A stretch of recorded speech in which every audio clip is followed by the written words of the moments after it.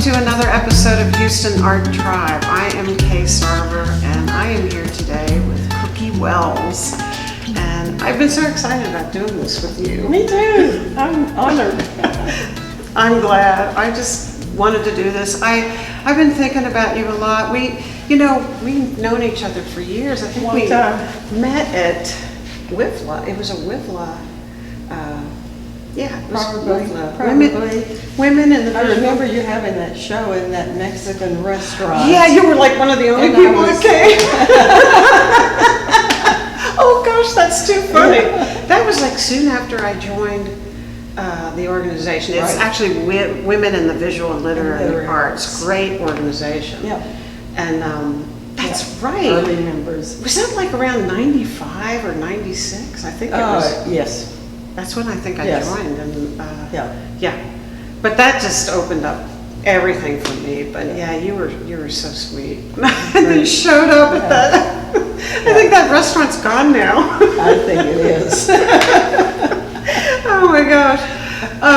And then I got to really know you when I joined Archway Gallery back. I was a member for 6 years and I left in 2012. So whenever that was. And we moved here. I feel a little responsible for you being a member of that gallery because we were looking for somebody and they said, we want somebody that does something a little different. That's for sure. I got the person for you, Kay Sarver. You were the instrument that brought me in, and I of course I did know Donna Perkins at that time too. Yeah. But it was lovely. And I could say something about this. We're actually here at Archway Gallery now. Cookie's work behind us, of course, but I just have to say that it's amazing to me. Like, how many years have you been a member? How long has Archway been? Well, I think it's Archway has been around for 43 years. Let's see. I became a member in the 90s, the mid 90s. Yeah. So I've been here a while. Yeah. It's been a great thing for me because in the beginning I had a full-time job. Yes. The graphic artist that I was. Yes. And I didn't stop working till 2004. So I was carrying on a full-time graphic job and trying to be a member of Archway Gallery. Yeah, which is a big deal because there's a lot to do, not just your own thing. That's what's wonderful about this space, and this is not an advertisement for Archway. It's just how I feel, and it's part of the Houston community for so long. It's just a great artist collaborative, and to think that something lasts this long and doing well. Well, when I think back to the works that I first presented and when I was, first in the gallery, and over the years, what I've, how my work has changed, and what I'm showing today is like evident. It's evident of that. Evolution. Yeah, and it's been a good, it's been a good fit for me.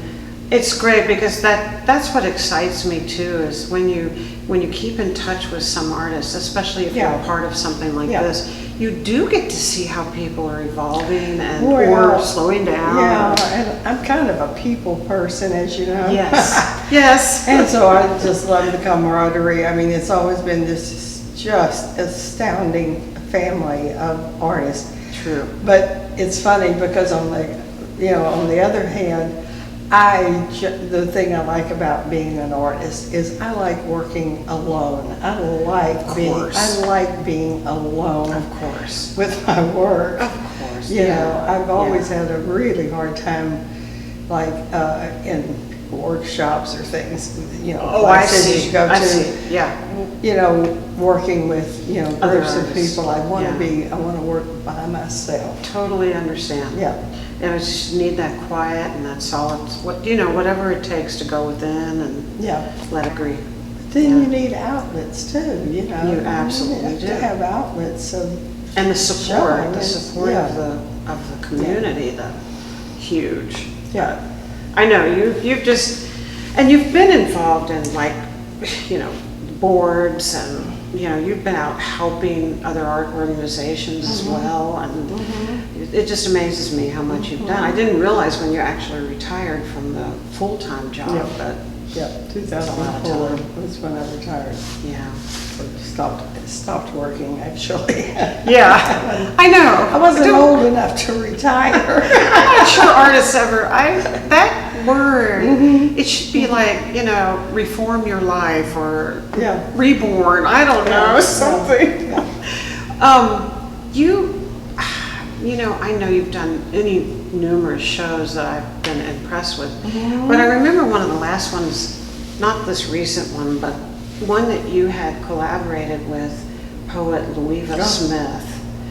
And very fine poet in Houston, if you don't know who she is. Sometimes I think I should do some poets on this too, writers. Well, you should do Loueva because she's amazing. Definitely. But our work was such an incredible marriage, is the only word I can think of, how that meshed together. With, especially when I was doing all figurative work, which I've done for years, figurative work. And I actually took some of her actually older work that were really, poems of love. I don't know how else to describe it, that makes sense. She's got, the visuals and her words. And it was interesting to, being a member of Ruello for so many years, and our hallmark is kind of our collaborations. So I learned, the true meaning of collaboration, but collaborating with Loueva, it just took it to another level. I know. It really did. I was thrilled with that show. I have had the honor and privilege to collaborate with her, and it was all through women in the visual literary arts. And honestly, that's the first time I've ever collaborated with another artist. That organization encouraged, like you said, encouraged it. So, but that show that you did with her, you actually had some of those or parts of those poems on your pieces. I wrote not necessarily the whole poem, but parts. It was tricky how to incorporate those words into a painting. But you did it well.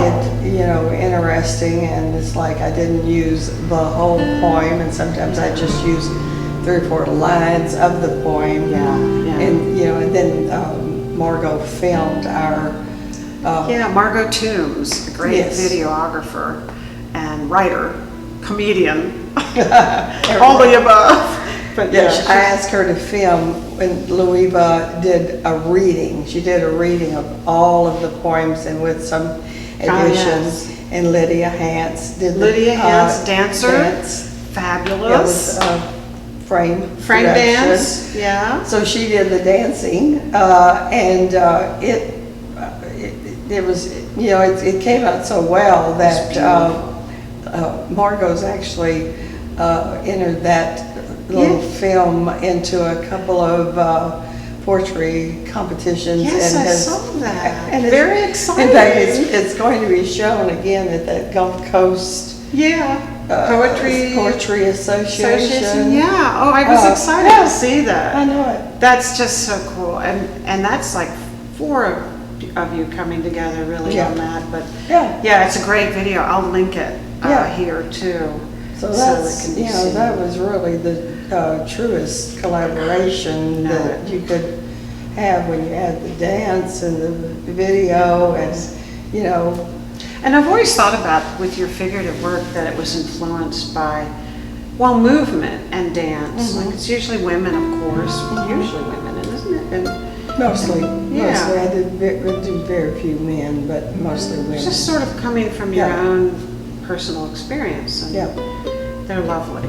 I did actually many years ago start out in. I've done figures all my life. I could draw a figure when I was a little girl. And my mother was an artist, and she did people. And I still remember as a child her teaching me how to proportion that face, and you know. I didn't know she was an artist. Yeah. Oh my gosh, she had the sweetest mother. Yes. She was a sweetheart. I come from a very artistic family on her side. On her Yes, side. Yeah. yes. But I started out with dancers. Painting dancers. They were kind of Degas-ish. Yeah, that makes sense. And people really seemed to like them. And but I love painting the figure. I know you do. I really do. It's just, there's so much expression that you can create with a figure. I mean, true. It's so true. It's like that universal communication that most people understand. You don't need a language. Yeah, absolutely, absolutely. Figurative work. I'm still drawn to it too. Yeah, very much so. Yeah, and the challenge, you know, with doing figures year after year is, you know, changing up, making it interesting, and what else can I do with the figure? You know what? Yeah. And you know, I'm very fond of color, so it's usually watercolor, right? I mean, you're pretty much they were all watercolor. All watercolor. All Yeah. I started introducing liquid acrylic or acrylic inks into the watercolors. And doing a combination of both. Yeah. And then I started working on that UPO paper. Yes. Which is like painting on plastic. Yeah. But I love it because, you know, two of the things that I love the most in my work, or anybody's work, I love, is texture and color. Yeah. And working on that UPO just gives you that in... I know, that intensity. It just pops. The color just pops. It's amazing. Yeah, you can't get away from the intensity of the color. No. And the textures that you can get with it. It's so true. And it's almost like a translucency to it or something too. Yeah. So in my newer work, I've actually almost abandoned the watercolors and done the acrylic inks. Oh, okay. Liquid acrylics. Interesting. Yeah. So it's more permanent too. It's then. very permanent. Totally permanent. Yeah. Oh my gosh, I wasn't aware of that. Yeah. And well, that explains something too, because I think they do have a vibrancy about them, although the UPO does. This one's not on UPO. Yes, it is. Oh, it is? Oh, wow. Yes, it is. Now, this was a real departure for me. I know you've done sort of an abstract sort of thing in the past at some point, some things that you do because of the way you use color, I think. But this whole series was just so exciting, I thought. And just another turning point. It was a big turning point. Yeah. A big turning point. It was kind of scary at first, but it was just something that, I don't know. I don't know if I just felt like I needed to do something different. Yeah. Of course, you know, these pieces do have figures drawn in the background. I just see that. Yeah, there's about. Yes, I never. There's about 5 figures in the back of this painting. I mean, in the back. Oh, that's so. Yeah. That's so wonderful because you get drawn in because you think you're seeing something, and then you discover that. It's wonderful. So I did. That's how this series started. And the other reason this series started was the collaboration with my wonderful your husband Tom, who does the woodwork. Oh my goodness! I'm not understanding. This is amazing what he does with furniture. The furniture he makes, and he always sells out, doesn't he? Yes, he does. He sells out. I mean, completely fine furniture, beautiful. Yeah, that was a good show. It was well matched. So that was actually the second show we did. Yes, the second one. But you know, I kept thinking about that beautiful wood, the textures in that wood, and it's just so pretty. And, I love nature. It's just that I never painted it. I never wanted to paint landscapes. Right. It's just not, it's just not what I do. But I love nature so much, Yes. And I became somewhat really intrigued with the fractals in nature. Oh, yeah, fractals. And Absolutely. I look up in the trees and those beautiful branches, and they're almost like sculptural like figures to me, or like sculptural. And then I was thinking of Tom's wood and all that beautiful woodwork, and I thought, that was kind of what was in the back of my head when I came up with first starting with this, and then it kind of just evolved. It did. Where it's almost a little bit kind of like mark making, in those pieces. They're, I actually really tried to, as much as I love color, to stay with a earthy kind of. You did very well with that. I mean, I love all the color too, but I love that you played off what Tom was doing. I didn't realize you had really some thought of those about pieces doing worked so well together, and it wasn't, it was sort of intentional, but not at the same time. Wow. I was truly felt so free doing those pieces. You can tell. There was such a freedom to That it. really conveyed. And I think people respond to something that's For sure. so spontaneous. There's a real spontaneousness to those pieces. There is. I'm one of those artists that doesn't like to work real hard on a piece. Like if I'm really working hard and struggling with something, but let's go to another sheet of paper. Yeah, that's a tough one. But And in the media that I use, it's probably harder to I think it's so work. It's easier to be real. The freedom that those pieces have. They do. Are I think what makes them really work. It does, and it just conveys. Like I said, you got excited about what you were doing, and that is so powerful because it does convey to the viewer. I mean, for the most part, I think that was a really successful series of body of work. And it was. It really was. Just people feel that. They feel that. So I'm continuing, of course, doing those pieces, but I've gotten a little freed up on my color palette since I'm not trying to stay in a certain, earthy, the nature of, whatever I was trying to do. But now I can use all the colors. Well, it's fun to do that, you sort of come into seeing the colors differently now because you've maybe muted it in some way, and because I know I've gone through periods like that too, where I was like, I can't wait to get into color again. And but it's an interesting thing that happens. You're exploring and playing, really. It was, it was really a lot of fun. And when was that show? That was. It was in May. In May. I knew it was May. a few months ago, but I couldn't remember for sure. May. And it was. It was a good thing. It was a good thing.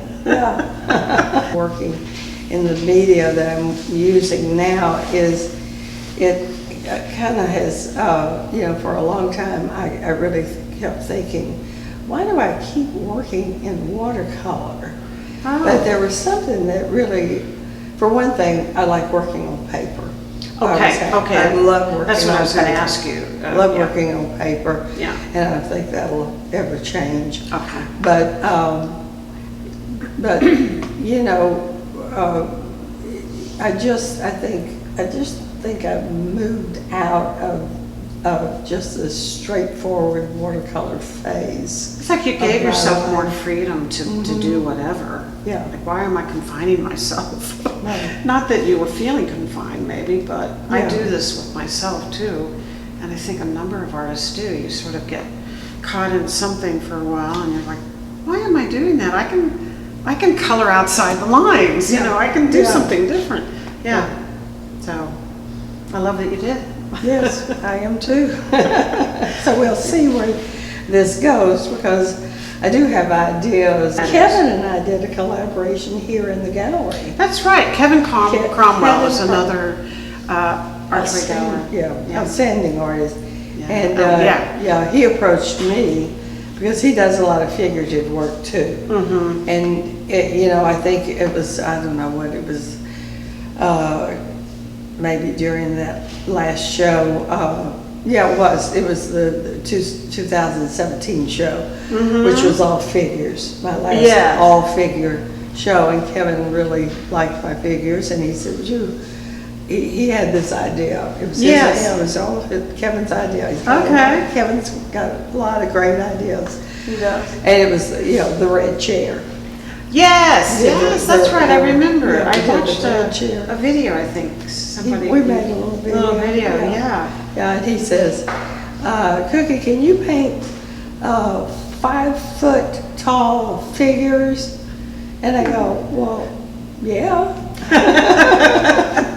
Okay. I'll have to get some long paper.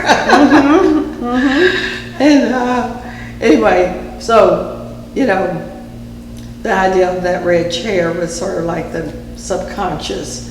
Okay. And we had, you know, he did 3 and I did 3, and he had those long. His were long as well. Yeah. Figures lined up with the red chair, and the idea of the red chair was to, you know, for people to respond, and how with kind of like how different people see things differently. Yeah, and how they see it. You know? Yeah. So it was that was a cool idea. Yeah, it was a cool idea. So yeah. I love that. Yeah. You know, years critique groups. You know, I attend and have for years, you know, a critique group at the Glassell School, which I love. Yes, that's what I was going to ask. For many years with my, you know, mentor, Arthur Turner, right? Turner. And now that he's retired, I have a new critique, Robert Ruello, who I really, really like. And I guess, you know, what I was going to say is when you know, a group of us, you know, have followed each other's work for year after year after year after year, and watched that progression. It's I just, you know, I just adore that, and you know, I do too. Working with people that, you know, have seen your progression, so it's interesting because it's new critique groups, and it's Arthur. Retired after his accident. You know, I had like new eyes looking at this, you know, this work, and then Saul came in with the big change that I made. Yes. So, you know, I will say that he encouraged me a lot. Oh my gosh, talk about a great influence. I mean, to have a critique with Arthur Turner. It's fabulous. I so enjoyed doing this with you. I want to thank you so much for letting me come and talk with you, and I'm happy to expose you to the tribe. I love that title, by the way, the Art Tribe. Oh yeah, that is so good. It truly is. You know, it truly is. I can't tell you how delighted I was when you called me. Oh, yeah. I want to be in the tribe. Oh, good. You are, girl. Well, thanks so much. I wanted to tell viewers, thanks for watching. Please do, if you like this, give us a thumbs up and subscribe. We'll grow those numbers. This will get out there a little bit further, and everybody we'll have a chance to see these artists. We have so much greatness here in this town, and here's one of them right here. So, Thank you. all right, girl. Oh yeah, gotta do that. So we're signing out. Thank you. Bye.